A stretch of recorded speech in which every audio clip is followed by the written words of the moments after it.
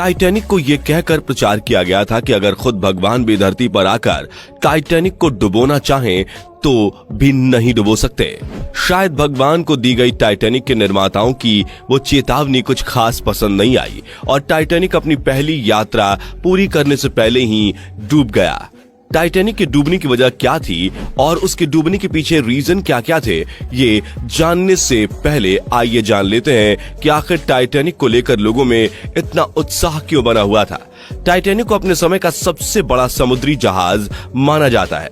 ये 3 बड़े बड़े टेनिस कोर्ट के बराबर लंबा था, तो वहीं 17 मंजिल के बराबर इसकी ऊंचाई थी। टाइटैनिक के बनने की कहानी कुछ कम दिलचस्प नहीं है।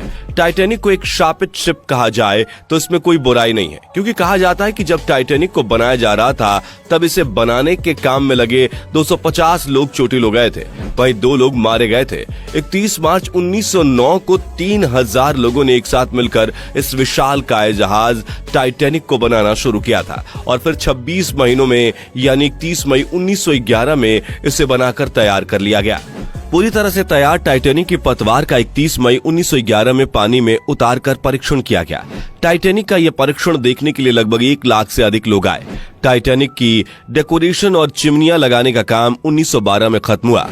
इसी वर्ष टाइटैनिक की पहली यात्रा की शुरुआत होनी थी। टाइटैनिक की कुल लंबाई 882 फीट और 9 इंच यानी कि लगभग 269.1 मीटर थी। इसके ढलवे की चौड़ाई 92 फीट यानी कि 28.0 मीटर थी। टाइटैनिक का भार 46,328 टन और पानी के स्तर से डेक की ऊंचाई 59 फीट लगभग 18 मीटर थी। यह जहाज को 23 समुद्री मील यानी कि लगभग 43 किलोमीटर पर आवर और 26 एमपीएच की सबसे तेज गति वाला जहाज बनाते थे। टाइटैनिक में एक साथ क्रू मेंबर्स व जहाज चालक को मिलाकर 3,549 यात्रियों को सवार करके पानी पर शानदार गति से तैरने की क्षमता थी। टाइटैनिक किसी विशाल 5 स्टार होटल की तरह सजाया गया था। टाइटैनिक में सभी ऐशो आराम की चीजों का बंदोबस्त किया गया था। लविश कमरों से लेकर मॉल, शॉपिंग कॉम्प्लेक्स, सलून और बड़े बड़े स्विमिंग पूल। टाइटैनिक में हर वो जरूरी चीज मौजूद थी जिसके लिए कोई भी अमीर आदमी मुंह मांगी रकम देने को तैयार था। टाइटैनिक का उस वक्त लोगों में काफी प्रभाव था। लोग ऐसे जहाज को देखना चाहते थे जो कभी डूब नहीं सकता। अब सवाल यहाँ ये आता है कि जब टाइटैनिक इतना शक्तिशाली और सुरक्षा मापों का ध्यान रखते हुए बनाया गया था तो फिर वह डूब कैसे गया।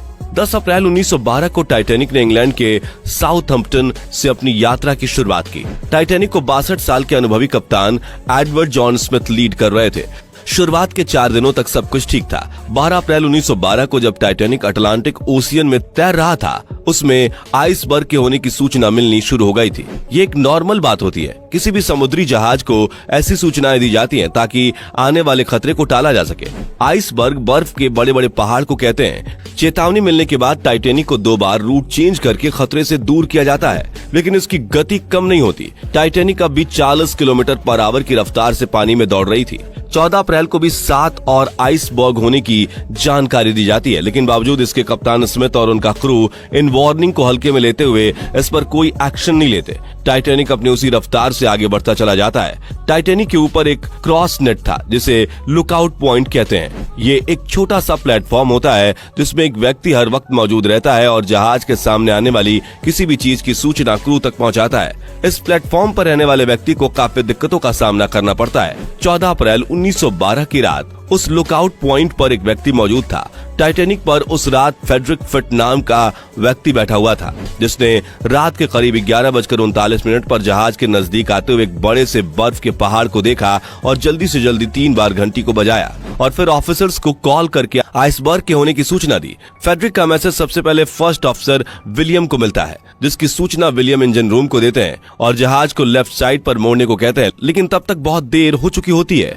टाइटैनिक बड़े से बर्फ के पहाड़ से जाकर टकरा जाता है। ये टक्कर इतनी जोरदार थी कि इसकी वजह से टाइटैनिक का अगला हिस्सा पूरी तरह से नष्ट हो गया था। 11:40 पर यह टक्कर होती है। कप्तान स्मिथ और बाकी के क्रू मेंबर इंजन रूम में जाकर टाइटैनिक की हालत देखते हैं। और नुकसान का अनुमान लगाने की कोशिश करते हैं, लेकिन सभी लोग चौंक जाते हैं जब उन्हें पता चलता है कि यह जहाज कुछ ही घंटों में डूब जाएगा। देखते ही देखते समुद्र का पानी टाइटैनिक के अंदर घुसने लगा। टाइटैनिक का आगे वाला हिस्सा लगभग पूरा पानी में जा चुका था। टाइटैनिक में लगाई लाइफ बोट का इस्तेमाल करके लोगों की टाइटैनिक से निकलने की जद्दोजहद शुरू हो गई। शुरुआत में बच्चों और महिलाओं को लाइफ बोट में शिफ्ट किया गया। टाइटैनिक में उपस्थित अधिकतर लोग टाइटैनिक के डूबने पर भी तमाशबीन बने हुए नजारे देख रहे थे, क्योंकि उन्हें लगा कि ये तो टाइटैनिक है, ये कभी डूब नहीं सकती।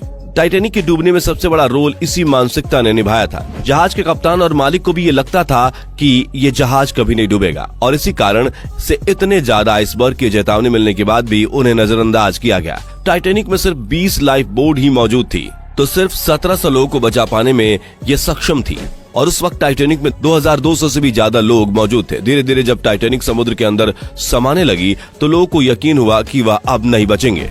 पहली लाइफ बोट काफी हद तक खाली गई थी, क्योंकि लोगों को यही लगता था कि टाइटैनिक कभी नहीं डूबेगी। लेकिन बाद में अफरा तफरी मच गई। लोग एक दूसरे को धक्का मुक्का देते हुए अपनी जान बचाने की कोशिश करते रहे। उधर केबिन क्रू ने रेडियो सिग्नल के द्वारा मदद मांगने की बहुत कोशिश की, ये सोच कर कि उनके आसपास से गुजरने वाला कोई जहाज उन्हें आकर बचा लेगा।